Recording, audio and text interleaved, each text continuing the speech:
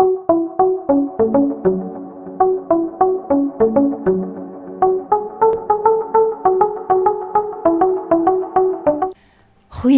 en welkom by nog 'n episode van Leeflig.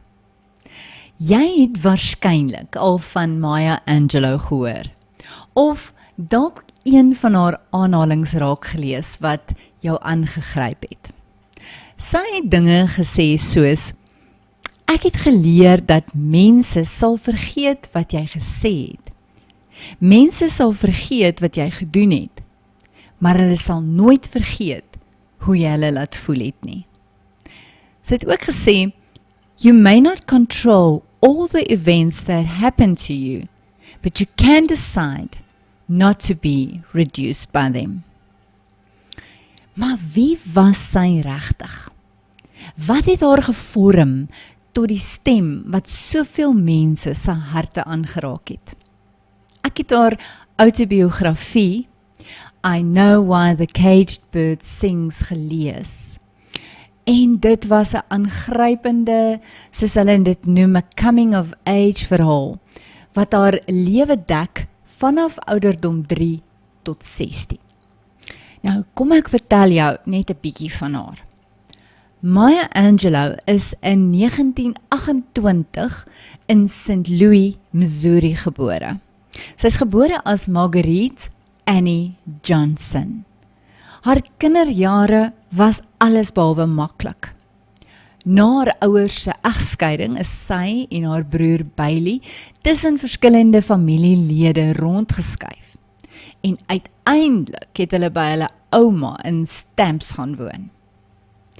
In die stil dorpie van Stamps, waar rasse spanning en stilte hand aan hand geloop het die eerste vonk van literêre liefde in Maya se hart vlam gevat. Op 8-jarige ouderdom het Maya teruggekeer na haar ma in St. Louis.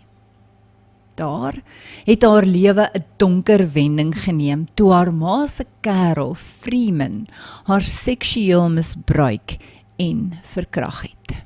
En soos sulke mans maar tipies altyd doen, is hy het haar gedreig om haar broer te vermoor as sy iets sou sê. Die dreigement was verskriklik, maar haar vertroue in Bailey was groter en sy het hom vertel. Bailey het dit aan die res van die familie oorgedra. Freeman is toe wel gearresteer, maar hy het slegs 1 dag in die tronk deurgebring. 4 dae later is hy vermoor, waarskynlik deur familielede. Maya het geglo dat haar woorde sy dood veroorsaak het, en so het sy besluit om van daai dag af nie weer te praat nie. Vir 5 jaar was sy stil. Sy het in stilte geleef, maar haar innerlike wêreld het gegroei. Sy het boeke verslind, poesie gememoriseer en haar gedagtes begin neerskryf. Haar stem was stil, maar haar siel het begin sing. En toe kom Bertha Flowers, 'n onderwyseres wat Maya se potensiaal raak gesien het. En sy het haar aangemoedig om haar gedigte hardop te lees. En toe gebeur het. Maya se stilte is gebreek. Haar stem het teruggekeer en daarmee het sy 'n stem geword vir duisende ander. Sy het nie net geskryf nie, maar sy het ook geveg.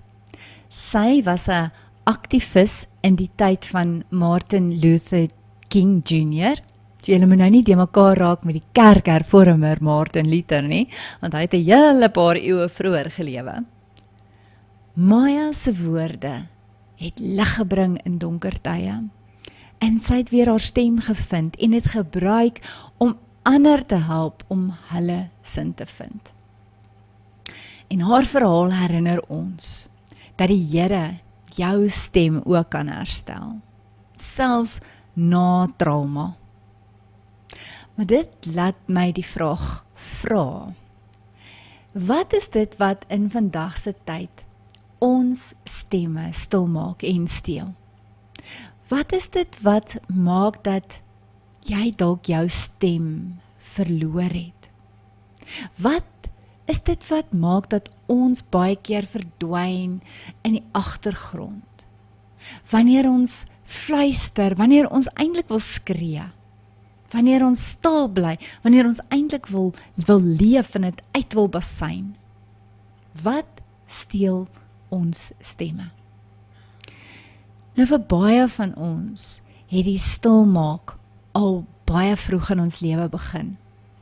Ons het dalk gehoor, kinders moet gesien word en nie gehoor nie. Klink dit bekend? Of iemand het dalk vir jou gesê, niemand gee om wat jy dink nie. Jou stem tel nie. Of, wat weet jy nou? Soms is dit nie woorde nie, maar houdings wat ons stil gemaak het. 'n afgetrokke ouer, 'n kritiese onderwyser, 'n manipulerende verhouding.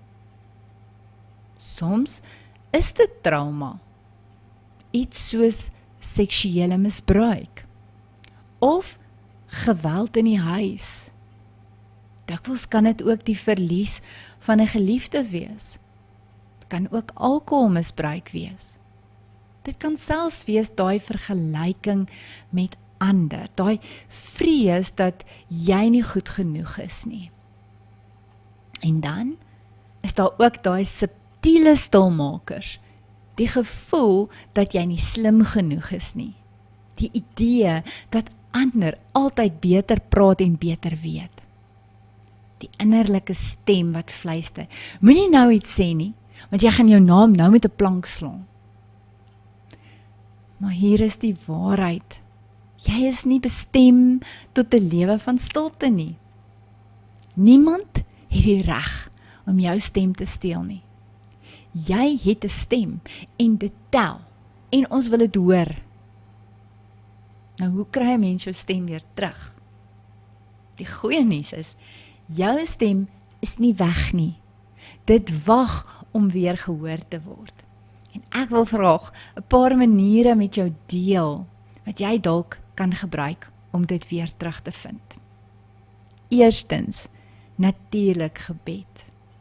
Praat met die Here, wat jou deur en deur ken.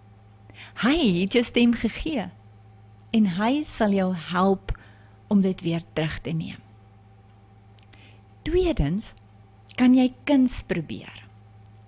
Kuns is 'n manier om jou uit te leef en om te verwoord wat binne in jou leef. Dit wat jy dalk nog nie in woorde kan sê nie, kan jy uitdrukking aangee deur te verf of te skilder, te teken, pottebakkery, scrapbooking. Daar is baie forme van kuns. Enige iets wat vir jou lekker is. Kuns gee vorm aan dit waarvoor jy nog nie woorde het nie. Derdens, wat van skryf? Poësie, gedigte, rym en ritme kan jou help om iets te verwoord wat binne in jou woel.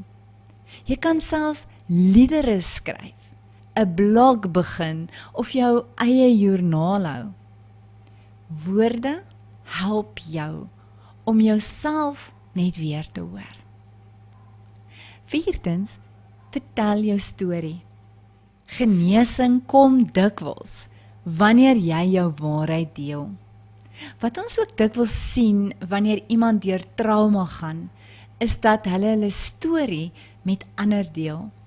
Dalk wonder jy, hoe kan hulle dit wat met hulle gebeur het deel? Dis dan so verskriklik. Maar dis juis waar daar vir baie genesing in lê. Juis deur vir ander te vertel.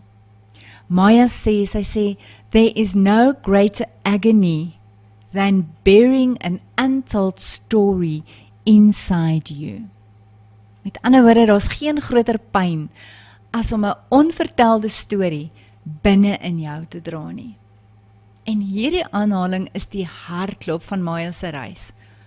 Dit herinner ons dat ons stories nie net genesing bring vir ander nie, maar ook vir onsself.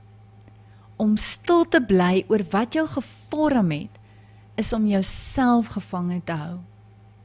Maar om te praat, al voel jy broos, is om vry te begin leef. In 'n veilige ruimte, met 'n luisterende gehoor, begin jou stem weer leef. En laastens, gemeenskap. Soek mense wat jou sien, jou hoor, jou dra. Jou stem groei in verhouding, nie in isolasie nie. Ek deel graag nog 'n paar idees van hoe jy jou stem terug kan kry op my blog. Jy kan gerus gaan lees as jy wil, daar op my webtuiste by www.livelightleeflig.com. Om jou stem terug te kry, is nie net 'n proses nie, dis 'n heilige reis. 'n Reis van herstel, herontdekking en herlewing. En jy hoef dit nie alleen te doen nie. Soos Maya kan jy weer praat. Jy kan weer leef, jy kan weer glo. Jy is nie gemaak vir 'n lewe van stilte nie. Jou stem dra gewig, dit dra waarheid, dra hoop. En selfs al was dit stil vir 'n tyd, dit is nie verlore nie. Die Here fluister, ek het jou geroep, jy is myne. Hou daaraan vas. Kom weer luister volgende keer, want jou stem is deel van 'n groter verhaal wat nog besig is om geskryf te word. Deel die boodskap asseblief met iemand wat dit dalk nodig het om te hoor. Dis op Facebook, YouTube, Spotify. Tot volgende keer. Onthou, leef lig.